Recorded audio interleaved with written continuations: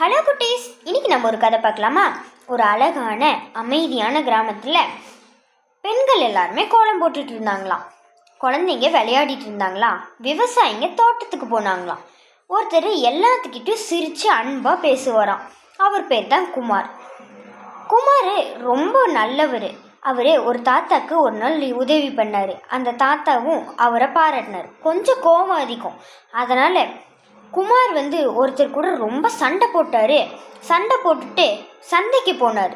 அங்கேயும் ரொம்ப கோபத்தோடு போனார். அங்கே ரவி அப்படின்ற ஒருத்தர் கூடயும் அங்கே போய் சண்டை போட்டார். ரவியும் ரொம்ப டென்ஷனாகி ரொம்ப கத்துனார். அதனால் குமாருக்கு கோபம் வந்துச்சு. 2 பேரும் சண்டை போடுறத பார்த்து சந்தையில் இருந்த எல்லாருமே வந்துட்டாங்க. இவங்க சண்டையை நிறுத்தவே முடியல. ஆனால் ரவி திடீர்னு நின்று கொஞ்சம் சிரித்தார்.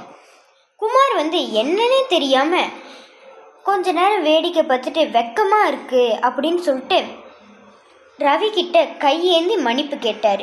ரவியும் சரி விடுங்க, மன்னிச்சிடுறேன் அப்படின்னு மன்னிச்சிட்டு, இதெல்லாம் நீங்கள் எப்போவுமே கோவப்படக்கூடாது அப்படின்னு ரவியும் சொன்னார். இதை கேட்டுட்டு 2 பேரும் சமாதானம் ஆகி வீட்டுக்கு போயிட்டாங்க. இதை நினச்சி சந்தையில் இருக்கிறவங்க எல்லாருமே ஒரு வழியாக சண்டை தீர்ந்துருச்சுப்பா அப்படின்னு எல்லாரும் சந்தோஷப்பட்டாங்க. இதில் நம்ம என்ன கற்றுக்கணும்னா, எப்போவுமே நம்ம கோவப்படாமல் அமைதி